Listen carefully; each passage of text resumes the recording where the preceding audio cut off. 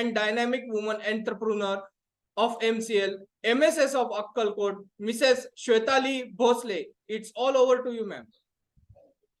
Thank you Lokesh sir. Good morning MCL India परिवार, मैं श्वेताली भोसले आज के इस 5M सेशन में आप सभी का मनपूर्वक स्वागत करती हूँ। तो चलिए बढ़ते हैं आज के वेबिनार की ओर। ये हमारे Swamiraj biofuels private limited Akkalkot की टीम है जो हमारे साथ एमसीएल में काम करती है। नेक्स्ट, हमारे एमसीएल के founders Meera ma'am, before slide sir, हमारे एमसीएल के founders Meera ma'am, Shyam sir, Lavesh sir और प्राची मैम, इनको भी मेरा प्रणाम। नेक्स्ट,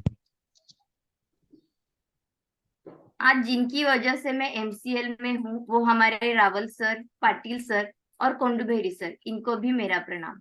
नेक्स्ट, हमारा भारत देश एक कृषि प्रधान देश के रूप में जाना जाता है और कृषि का देश की अर्थव्यवस्था में भी बहुत बड़ा योगदान है। दुनिया में सभ्यता के प्रारंभ से ही खेती की जा रही है, क्योंकि बिना किसी फसल को उगाए और खेती किए किसी भी अन्न की पैदावार नहीं की जा सकती है। खेती को करने के लिए उपयुक्त मिट्टी, धूप, पानी और खाद की आवश्यकता होती है। बिना इस सामग्री का इस्तेमाल किए खेती को नहीं किया जा सकता है। इसमें पहले जमीन में पौधों या बीजों को लगाकर कुछ महीने या सालों में फसल या पेड़ों को तैयार किया जाता है, लेकिन अब बदलते समय के साथ नई नई टेक्निक्स का इस्तेमाल करके सब्जियों को मिट्टी के अतिरिक्त भी उगाया जा सकता है। इसे ही सॉइल लेस फार्मिंग कहते हैं। नेक्स्ट, तो अब देखते हैं सॉइल लेस फार्मिंग क्या है। सॉइल लेस फार्मिंग कृषि की वह टेक्निक है जिनमें जड़ों को विकसित करने के लिए मिट्टी का प्रयोग किए बिना पौधों को उगाया जाता है। नेक्स्ट, अब देखते हैं कि इसकी आवश्यकता क्या है। पहली है बढ़ती जनसंख्या के लिए खाद्य सुरक्षा सुनिश्चित करना। कोविड-19 महामारी और बढ़ती जनसंख्या की बढ़ती खाद्य मांगों को पूरा करने और वैश्विक खाद्य सुरक्षा सुनिश्चित करने के लिए वर्ष 2050 तक खाद्य उत्पादन में 60% की वृद्धि होनी चाहिए। दूसरा है पारंपरिक खेती के लिए संसाधनों की कमी। दुनिया भर में तेजी से बढ़ते शहरीकरण के कारण कृषि के लिए उपयुक्त प्राकृतिक संसाधन यानी कृषि योग्य भूमि और जल में कमी आ रही है। बढ़ती आबादी का पेट भरने के लिए न केवल जो अवेलेबल कृषि योग्य भूमि में खाद्य फसलों की उत्पादकता बढ़ाने की आवश्यकता है, बल्कि ऑप्टिमल एग्रीकल्चरल टेक्निक्स यानी इष्टतम कृषि टेक्निक्स को प्रोत्साहित करने की भी आवश्यकता है। नेक्स्ट, अब देखते हैं टाइप्स ऑफ सॉइललेस फार्मिंग। पहला टाइप है हाइड्रोपोनिक फार्मिंग। हाइड्रोपोनिक एक ग्रीक शब्द है जिसका मतलब है बिना मिट्टी के सिर्फ पानी के जरिए खेती करना। यह एक आधुनिक खेती है जिसमें पानी का इस्तेमाल करते हुए जलवायु को नियंत्रित करके खेती की जाती है। इसमें टेम्परेचर 15 to 30 डिग्री के बीच रखा जाता है और आर्द्रता को 82 to 85% तक रखा जाता है। दूसरा टाइप है एरोपोनिक फार्मिंग। यह एक ऐसी टेक्निक है जिसमें मिट्टी के बिना हवा में पौधे उगाए जाते हैं। इस टेक्निक में पौधों की जड़ें हवा में लटकती रहती है और समय समय पर जड़ों के माध्यम से पौधों को न्यूट्रिएंट्स दिए जाते हैं।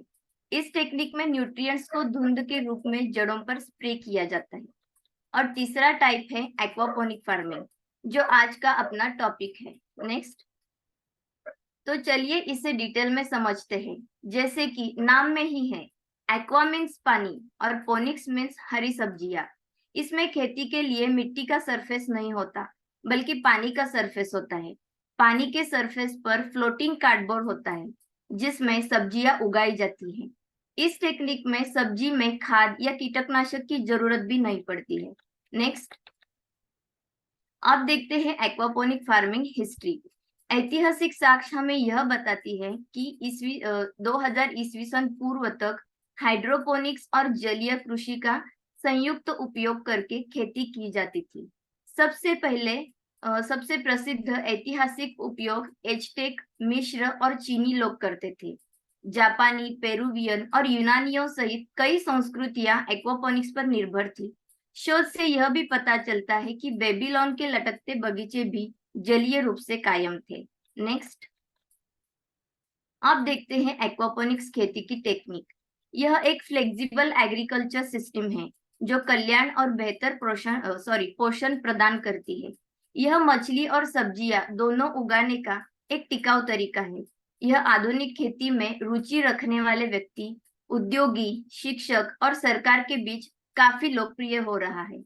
पौधे खुद पानी से अपने जरूरत के हिसाब से पोषक तत्व ले लेते हैं। पौधों को पानी के सरफेस पर रखकर पहले छोटे ट्रे में तैयार किया जाता है। इसके बाद इसे तैरते हुए बोर्ड पर रख दिया जाता है। नेक्स्ट, इस टेक्निक में पानी के टैंकों या छोटे तालाबों को तैयार किया जाता है जिसमें मछलियों को रखते हैं। इन मछलियों के मल से पानी में उपस्थित अमोनिया की मात्रा में वृद्धि होती है। इस पानी को तैयार किए गए टैंक में डाल देते हैं। इस टैंक में मिट्टी की जगह आर्टिफिशियल फिल्टर को उपयोग में लाया जाता है और पौधे मिट्टी की जगह पानी से आवश्यक न्यूट्रिएंट्स को सोखते हैं। इसके बाद इस पानी को मछलियों के टैंक में वापस डाल देते हैं। यह प्रक्रिया बार बार दोहराई जाती है जिससे जल की बर्बादी नहीं होती है। इस टेक्निक के इस्तेमाल से फसल को मरुस्थल यानी डेजर्ट, लवणीय यानी सलाइन, रेतीली यानी सैंडी और बर्फीली यानी स्नोवी जैसी जगहों पर आसानी से उगाया जा सकता है। इससे देश में स्थित लाखों हेक्टेयर बंजर भूमि को उपयोग में ला सकते हैं। इस टेक्निक के इस्तेमाल से आजीविका यानी लाइवलीहुड के साधन भी बढ़ेंगे और साधारण खेती की तुलना में एक्वापोनिक टेक्निक के इस्तेमाल से 90% पानी की बचत भी होगी। इस टेक्निक में फसल मिट्टी की फसल की तुलना में 3 गुना अधिक तेजी से बढ़ती है। यह पर स्क्वायर फीट जैसी छोटी जगह पर अधिक पैदावार होती है और यह पूरी तरह से जैविक खेती होती है जिसमें मिट्टी की खेती के मुकाबले इस टेक्निक का इस्तेमाल करके उगाई गई फसल में 40% तक अधिक न्यूट्रिएंट्स उपस्थित होते हैं। इसके अलावा मछलियों को उपभोग और इनकम जनरेशन के लिए भी उपयोग कर सकते हैं। नेक्स्ट, अब एक्वापोनिक फार्मिंग के बारे में कुछ इंपॉर्टेंट फैक्ट्स देखते हैं। एक्वापोनिक टेक्निक में एक ही स्थिति की तंत्र में मछलियां और पौधे साथ साथ वृद्धि करते हैं।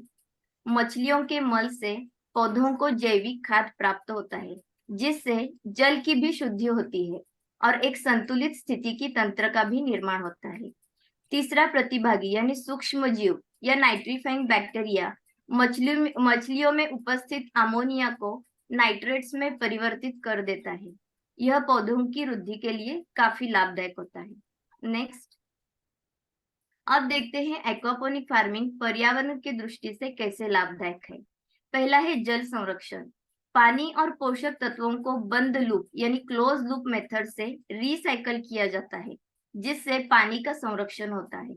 नेक्स्ट, ऊर्जा संरक्षण। बढ़ती रोशनी के साथ भी पारंपरिक कमर्शियल खेती की तुलना में कम ऊर्जा की खपत होती है। एक्वापोनिक्स में उपयोग की जाने वाली सभी ऊर्जा विद्युत है, इसलिए एक्वापोनिक फार्म को बिजली देने के लिए सोलर, विंड एनर्जी और हाइड्रो इलेक्ट्रिसिटी जैसे ऑप्शनल एनर्जी सिस्टम का उपयोग किया जा सकता है। नेक्स्ट, भूमि संरक्षण।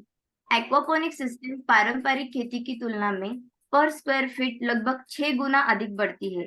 यहाँ तक कि पुराने वेयरहाउस का उपयोग धन, ऊर्जा और अन्य मूल्यवान संसाधनों की बचत करने वाले सिस्टम स्थापित करने के लिए किया जा सकता है। नेक्स्ट, स्वास्थ्य एवं पोषण। अब देखते हैं एक्वापोनिक फार्मिंग से हेल्थ एंड न्यूट्रिशन कैसे मिलता है।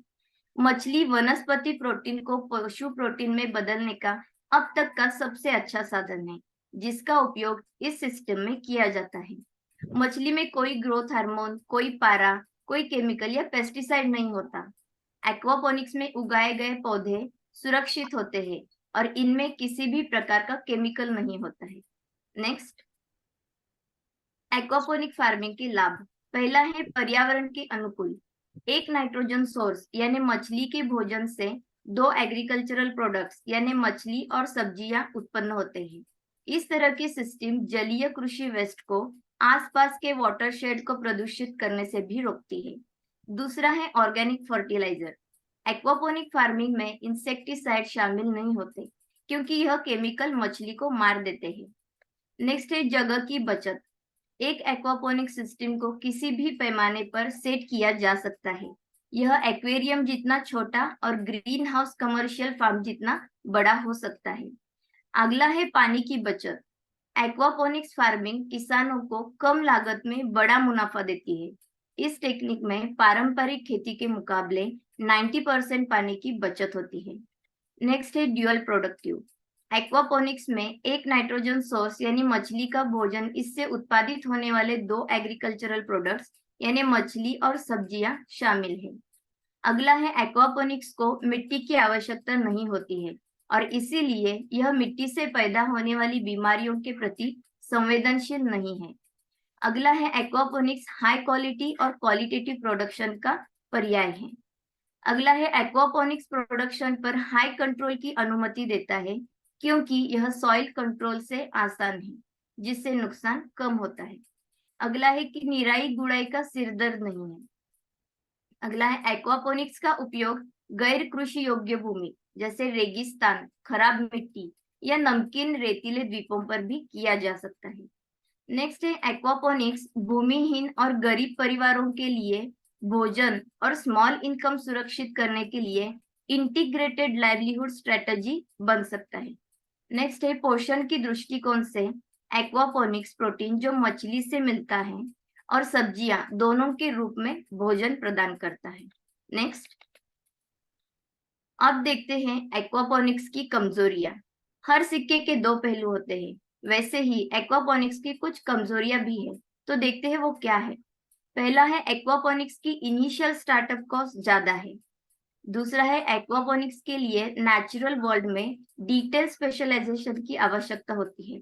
सफल होने के लिए किसानों को न केवल सब्जियां उगाने का ज्ञान होना चाहिए, बल्कि मछली और बैक्टीरिया कैसे काम करते हैं इसका भी पता होना चाहिए और प्लम्बिंग या वायरिंग से संबंधित टेक्निकल स्किल की भी आवश्यकता होती है। नेक्स्ट है सिस्टम को मैनेज करने में की गई गलतियां शीघ्र ही इसके नीचे गिरने का यानी लॉस का कारण बन सकती है। नेक्स्ट है डेली मैनेजमेंट की आवश्यकता है, जिसका अर्थ है organisation is very important. Next है मछली का चारा नियमित आधार पर खरीदा जाना चाहिए। और लास्ट है इसके अलावा एक इफेक्टिव एक्वापोनिक सिस्टम में effective filtering of organic solid की आवश्यकता होती है, जो बैक्टीरिया या शैवाल यानी अल्गी का कार्य करती है। एक्वापोनिक सिस्टम में 2/3 से अधिक failure ineffective filtering of organic solid के कारण ही होता है। नेक्स्ट, अब देखते हैं एक्वापोनिक्स डिजाइन कैसे काम करता है। मछलियां भोजन खाती है और वेस्ट उत्सर्जित करती है, जिसे बेनिफिशियल बैक्टीरिया यानी लाभकारी जीवाणु द्वारा न्यूट्रिएंट्स में कन्वर्ट किया जाता है, जिनका उपयोग पौधे कर सकते हैं। इन न्यूट्रिएंट्स के सेवन से पौधे पानी को शुद्ध करने में मदद करते हैं। या अब इस डिजाइन को डिटेल में देखते हैं। एक्वापोनिक मछली के लिए पेश किए गए भोजन पर निर्भर करता है, जो सिस्टम के इनपुट के रूप में काम करता है। जैसे ही मछलियां इस भोजन को खाती है और इसे प्रोसेस करती है, वह इसे मूत्र और मल में बदल देती है। दोनों में अमोनिया भरपूर मात्रा में होता है, जो सफिशिएंट अमाउंट में पौधों और मछलियों के लिए टॉक्सिक हो सकता है। इसके बाद पानी, जो कि अब अमोनिया युक्त है, वह मछली टैंक से बिना खाए भोजन और सड़ते पौधों के पदार्थ के साथ एक बायोफिल्टर में प्रवाहित होता है। बाद में इस बायोफिल्टर के अंदर बैक्टीरिया सब्जियों को उगाने के लिए हर चीज को कार्बनिक पोषक तत्व यानी नाइट्रोजन युक्त में तोड़ देते हैं। जैसे कि हम देख सकते हैं, एक्वापोनिक सिस्टम 3 मुख्य घटकों पर निर्भर करती है। पहला है पानी के जलीय जानवर यानी मछली, दूसरा है नाइट्रीफाइंग बैक्टीरिया और तीसरा है पौधे। और तीनों जीवित संस्थाएं जीवित रहने के लिए एक दूसरे पर निर्भर है। मछली के वेस्ट को उपभोग करने वाले बैक्टीरिया के बिना पौधों के पास न्यूट्रिएंट्स का उपयोग करने योग्य रूप नहीं होगा, और यही कारण है कि बायोलॉजिकल फिल्ट्रेशन इम्पोर्टेंट है और पौधों की वृद्धि के कारण पानी से न्यूट्रिएंट्स निकल जाते हैं, जिससे यह मछली के लिए साफ हो जाता है। नेक्स्ट, एक्वापोनिक सिस्टम का मैनेजमेंट। एक्वापोनिक सब्जियां और अन्य पौधे उगाने का एक टिकाऊ तरीका है। यह प्रकृति की नकल करता है, क्योंकि प्लांट किंगडम एक सर्कुलर लूप को बंद करने के लिए एनिमल किंगडम यानी मछली से बचे हुए भोजन का पुनः उपयोग करता है। हालांकि सिस्टम के बैलेंस को प्राप्त करना, इसे बनाए रखना और मछली और योजनाओं के लिए सबसे अच्छी स्थितियों को सुरक्षित करना मतलब विभिन्न मापदंडों का करीबी नियंत्रण करना है। इंडोर एक्वापोनिक्स में हम ग्रो लाइट्स का भी इस्तेमाल कर सकते हैं। नेक्स्ट, अब देखते हैं मुख्य उत्पादन पैरामीटर्स जिन्हें पौधों और मछली की सर्वश्रेष्ठ आवश्यकताओं को पूरा करने के लिए पूरी तरह से सेट करने की आवश्यकता है। पहला है हवा का तापमान, दूसरा है पानी का तापमान, तीसरा है मैक्रो एंड माइक्रो न्यूट्रिएंट्स का कॉन्सेंट्रेशन। नेक्स्ट है हवा और पानी में घुली हुई ऑक्सीजन जो यूज्ड फिल्ट्रेशन मेथड पर निर्भर करती है। नेक्स्ट है हवा और पानी में CO2 कॉन्सेंट्रेशन।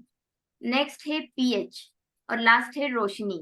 यह सारे पैरामीटर्स जितने अधिक परिपूर्ण होंगे, सिस्टम की प्रोडक्टिविटी उतनी ही अधिक होगी। इस डिस्क्रिप्शन पर ध्यान देने से कीड़ों, बीमारियों और अन्य प्रकार के प्रदूषण को रोकने में मदद। इसके अलावा मछली के वेस्ट और वनस्पति न्यूट्रिएंट्स की मांग के बीच उचित संतुलन बनाए रखना, साथ ही सभी मछली वेस्ट को परिवर्तित करने के लिए बैक्टीरिया कॉलोनी डेवलप करने के लिए पर्याप्त सरफेस एरिया सुनिश्चित करना। नेक्स्ट, अब देखते हैं एक्वापोनिक्स के प्रेजेंट एप्लीकेशन। पहला है घरेलू या लघु स्तरीय एक्वापोनिक्स सिस्टम। यह लगभग 1000 लीटर का मछली टैंक और 3 स्क्वायर मीटर का मछली उगाने का स्थान है, जो घरेलू उत्पादन के लिए आदर्श है। दूसरा है सेमी कमर्शियल और कमर्शियल एक्वापोनिक्स।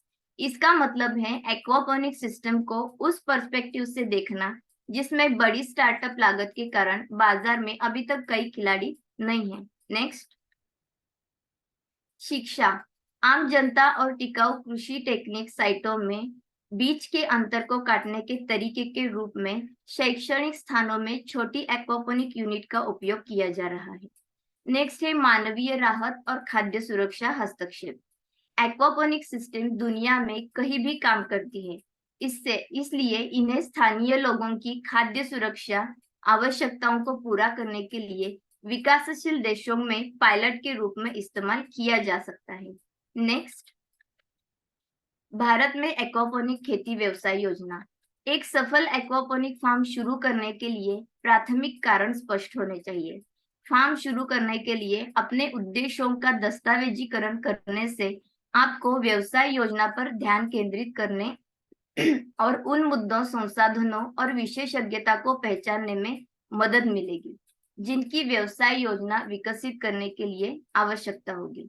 नेक्स्ट, अब देखते हैं एक्वापोनिक यूनिट का डिजाइन। इसके 3 मुख्य डिजाइन है। पहला है मीडिया बेस्ड। एक्वापोनिक्स की मीडिया बेस्ड टेक्निक पौधों की जड़ों को सहारा देने के लिए बजरी या विस्तारित मिट्टी जैसे रॉक मीडिया से भरे कंटेनरों का उपयोग करती है। पौधों को आवश्यक न्यूट्रिएंट्स और ऑक्सीजन देने के लिए कैरी में पानी भर दिया जाता है। पौधों को सहारा देने के लिए उपयोग किया जाने वाला बढ़ता मीडिया वेस्ट को सीमित करने और तोड़ने के लिए यांत्रिक और बायोफिल्टर दोनों की भूमिका निभाता है। यह सस्ता, लगाने में आसान और छोटे स्तर पर उत्पादक है क्योंकि मीडिया मिट्टी की तरह पौधों का समर्थन करता है। आप फल फूल वाले पौधे, सब्जियां और जड़ वाली सब्जियां जैसे बड़े जड़ वाले पौधे पैदा करने में सक्षम हैं क्योंकि मीडिया स्थान कुशल नहीं है और उसे श्रम के काफी अधिक इनपुट की आवश्यकता होती है, इसलिए व्यावसायिक उपयोग में लाना कठिन है। नेक्स्ट, डीप वाटर कल्चर यानी गहन जल संस्कृति।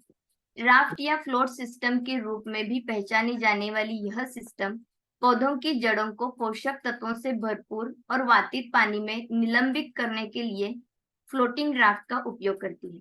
विकासशील पौधों की जड़ें सीधे पानी में एक तालाब में लगभग 1 फीट गहराई में लटकी होती है।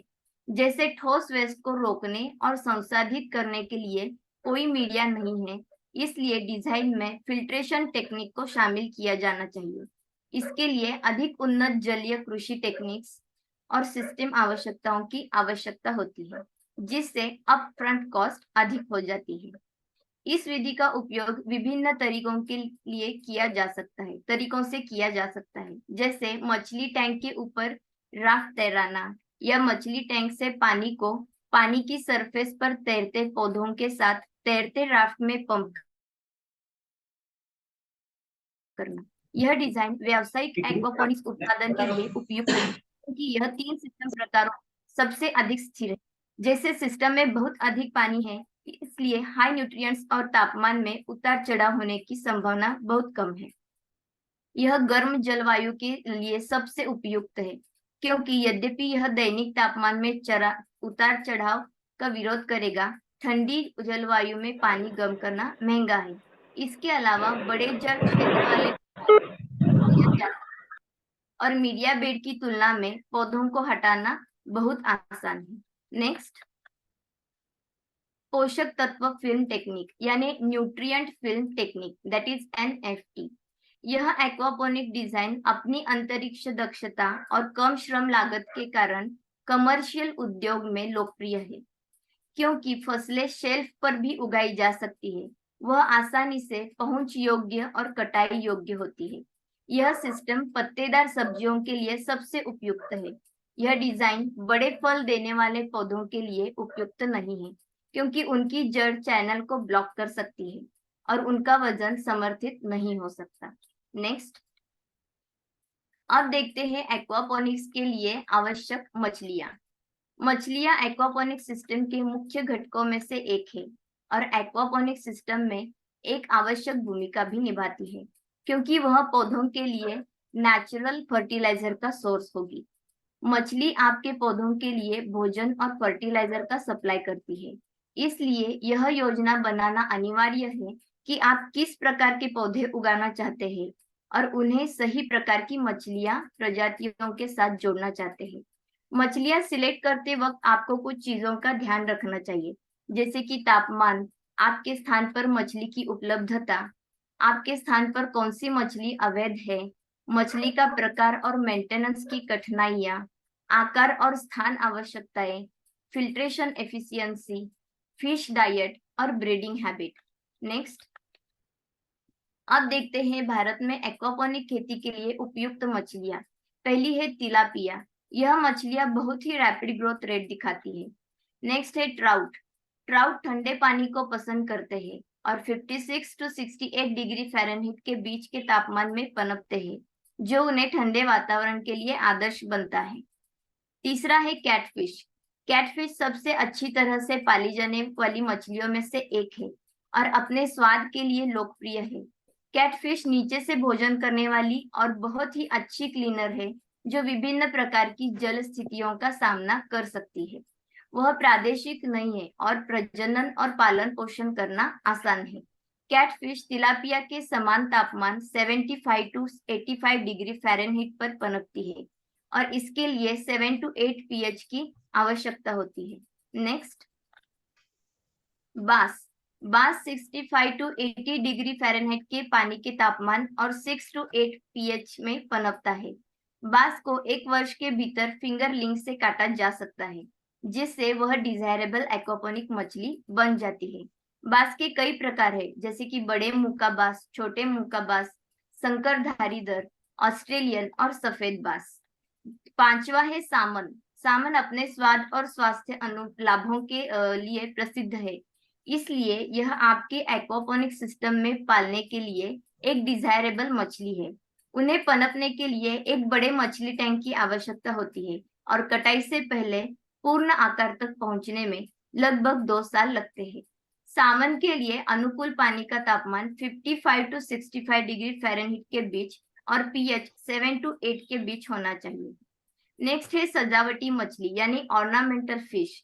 कोई और सुनहरी मछली जैसी सजावटी मछलियां भी एक अच्छा विकल्प है, खासकर यदि आप केवल अपना सिस्टम शुरू कर रहे हैं और इसका परीक्षण करना चाहते हैं। कोई एक्वापोनिक्स में पाली गई सबसे प्रशंसित सजावटी मछलियों में से एक है। कोई का जीवन काल लंबा होता है और यह एक्वापोनिक सिस्टम में आराम से प्रजनन और जीवित रह सकती है। कोई कई प्रकार के भोजन को बनाए रख सकता है और रोग और परजीवी प्रतिरोधी भी है। वे 65 टू 78 डिग्री फ़ारेनहीट के तापमान और 6.5 टू 8 के पीएच स्तर पर पनपते हैं। गोल्डन फिश एक्वापोनिक्स के लिए एक उत्कृष्ट सजावटी मछली है जिसकी देखभाल करना आसान है। वह एक कठिन मछली प्रजाति है जो उच्च स्तर के जल प्रदूषण में भी जीवित रह सकती है। सुनहरी मछलियां 78 टू 82 डिग्री फ़ारेनहीट के तापमान को प्राथमिकता देती है और 6 टू 8 के पीएच को पसंद करती है। अपने छोटे आकार और परजीवी प्रकृति के कारण सुनहरी मछलियां खाने योग्य नहीं होती है। नेक्स्ट, अब देखते हैं भारत में एक्वापोनिक खेती के लिए उपयुक्त सब्जियां। पत्तेदार हरी सब्जियां और जड़ी बूटियां सबसे अधिक और सबसे सफलतापूर्वक एक्वापोनिक सिस्टम में उगाई जाती है। ककड़ी और टमाटर भी अक्सर उगाए जाते हैं, लेकिन एक्वापोनिक्स चुनने वाले शुरुआती लोगों के लिए यह थोड़ा एडवांस हो सकता है। नेक्स्ट, एक्वापोनिक सिस्टम के लिए पौधों का सिलेक्शन करने से पहले कुछ फैक्टर्स कंसीडर करने जरूरी होता है। तो देखते हैं वो फैक्टर्स कौन से हैं। पहला है, आप किस प्रकार की सिस्टम का उपयोग करने जा रहे हैं। यह सिस्टम मीडिया आधारित एनएफटी राफ्ट एक्वापोनिक सिस्टम हो सकती है। यह तय करेंगे कि पौधों में किस प्रकार की जड़ संरचना होती है। कम जड़ संरचना वाले पौधे तैरते हुए राफ्टों में अच्छी तरह विकसित होते हैं, जबकि जड़ वाली सब्जियां ग्रो बेड में अच्छी तरह विकसित होती है। दूसरा है, अपने पौधों की आवश्यकता पर विचार करें। एक नियम के रूप में आपके पौधों की आवश्यकताएं आपके सिस्टम में मछली की आवश्यकताओं के जितनी अधिक समान होगी, वह उतनी ही बेहतर होगी। ऐसे पौधों और मछलियों का चयन करें जिनकी तापमान और पीएच स्तर के मामले में समान आवश्यकता हो, क्योंकि वे जितना करीब से मेल खाएंगे उतनी ही अधिक सफलता मिलेगी। और तीसरा है पर्यावरण। एक स्वस्थ पौधे को उगाने के लिए सूर्य की रोशनी, तापमान और बारिश की मात्रा सभी महत्वपूर्ण है। यदि आप बाहर उगाने का निर्णय लेते हैं, तो विभिन्न प्रकार की सब्जियां पसंद करें जो आपकी जलवायु में सबसे अच्छी तरह उगे। आप हमेशा ग्रीन हाउस का उपयोग कर सकते हैं या घर के अंदर उगा सकते हैं, लेकिन आपके शोध करने और ऐसे पौधों को खोजने की जरूरत है जो सीमित या कृत्रिम प्रकाश के साथ अंदर अच्छा काम करते हैं। ऐसा पौधा चुनना सबसे अच्छा है जो आपकी जलवायु में पनपता हो, क्योंकि इससे आपके सिस्टम को बनाए रखने में बिजली की भी लागत कम होगी। नेक्स्ट, अब देखते हैं अनुभवी उत्पादकों के बीच सबसे अधिक उगाए जाने वाले पौधे कौन कौन से हैं। पत्तेदार सांग, गोभी, पालक, स्विस चार्ड, अर्ग्यूला, बोक चॉय, जड़ी बूटी, पुदीना। नेक्स्ट, हरे प्याज की घास, जलकुंभी, दूब घास, धनिया, अजमोद, ओरिगानो, राजमेरी और लेवेंडर। नेक्स्ट, आप देखते हैं एक एस्टैब्लिश्ड एक्वापोनिक सिस्टम में उगने वाले पौधे कौन से हैं। विभिन्न पौधों की पोषण संबंधी आवश्यकताएं अलग अलग होती है और उच्च पोषक तत्वों की मांग वाले पौधों को बनाए रखने के लिए आपके एक्वापोनिक सिस्टम को स्थापित करने की आवश्यकता है। एक अच्छी तरह से स्थापित सिस्टम में सभी आवश्यक लाभकारी बैक्टीरिया शामिल होते हैं। एक अच्छी तरह से स्थापित एक्वापोनिक सिस्टम एक ऐसी व्यवस्था है जो कम से कम 6 महीने और 3 साल तक चल रही है। यह वे पौधे हैं जो एक्वापोनिक सिस्टम में अच्छी तरह से विकसित होते हैं, लेकिन उन्हें उच्च पोषक तत्वों की आवश्यकता होती है और एक्वापोनिक्स फार्मिंग के कुछ अनुभव के साथ इन्हें उगाया जा सकता है। फॉर एग्जाम्पल, टमाटर। टमाटर के पौधे एक्वापोनिक सिस्टम में असाधारण रूप से अच्छा प्रदर्शन करते हैं। टमाटरों को गर्म मौसम पसंद है, लेकिन उन्हें पोषक तत्वों से भरपूर पानी की भी भरपूर आवश्यकता होती है। एक्वापोनिक सिस्टम के लिए टमाटर एक उत्कृष्ट विकल्प है, जहां पर्यावरण को नियंत्रित किया जा सकता है और जहां इसकी बेलों की वृद्धि की आदत के लिए ट्रेलिस जैसी सहायता सिस्टम की योजना बनाई गई है। अगला है फूल गोभी। फूल गोभी के पौधों को बहुत कम रखरखाव की आवश्यकता होती है। वह अधिकांश कीड़ों और बीमारियों के प्रति भी प्रतिरोधी है। फूल गोभी एक पानी आधारित पौधा है जो एक्वापोनिक सिस्टम में बहुत अच्छी तरह से बढ़ता है। नेक्स्ट है पत्ता गोभी। पत्ता गोभी को भी बहुत कम रखरखाव की आवश्यकता होती है, जो इसे एक्वापोनिक सिस्टम में सबसे अच्छे पौधों में से एक बनाता है। वह 6.2 और 6.6 के बीएच पीएच स्तर वाले पानी में अच्छी तरह से बढ़ते हैं। अगली है काली मिर्च। पारंपरिक बागवानी में मिर्च उगाना चुनौतीपूर्ण हो सकता है, लेकिन मिर्च उस पानी के बारे में बहुत विशिष्ट है जो वह उपभोग करते हैं और उन्हें प्रचुर मात्रा में धूप की आवश्यकता होती है। एक्वापोनिक्स का उपयोग करके मिर्च उगाने से आप पानी में अपने पोषक तत्वों की निगरानी और प्रबंध कर सकते हैं और आपको अपने काली मिर्च के पौधों के लिए सही वातावरण तैयार करने की सुविधा मिलती है। नेक्स्ट है स्ट्रॉबेरी।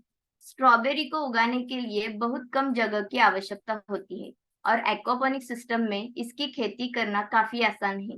स्ट्रॉबेरी एक्वापोनिक्स में उगाए जाने वाले सबसे अच्छे पौधों में से एक है, क्योंकि इसमें पोषक तत्वों से भरपूर पानी की निरंतर आपूर्ति होती है और सिस्टम पर्यावरण की निगरानी और नियंत्रण करने की क्षमता होती है। एक और फायदा यह है कि आप इन्हें पूरे साल इंडोर सिस्टम में भी उगा सकते हैं। नेक्स्ट, अब देखते हैं इंडिया का first and largest commercial aquaponic farm, Madhavi farm, 20 acres organic estate, जो बेंगलोर सिटी में लोकेटेड थी और जो कि 1998 में बंजर भूमि में स्थापित हुई थी। नेक्स्ट, इसकी प्रोडक्शन कैपेसिटी थी 800 kg ऑफ असॉर्टेड यानी मिश्रित वेजिटेबल्स पर डे और वह हजारों औषधीय पवित्र वैदिक पौधे और फल, जड़ी बूटी और प्लांट वैरायटीज का बायोडाइवर्सिटी हॉटस्पॉट भी थी। नेक्स्ट, आज एमसीएल ने मुझे फिर एक बार यहाँ 2 शब्द कहने के लिए जो मौका दिया है, उसलिए मैं एमसीएल टीम की और स्पेशली मंगेश सर की बहुत आभारी हूँ। Thank you so much. जय हिंद, जय एमसीएल।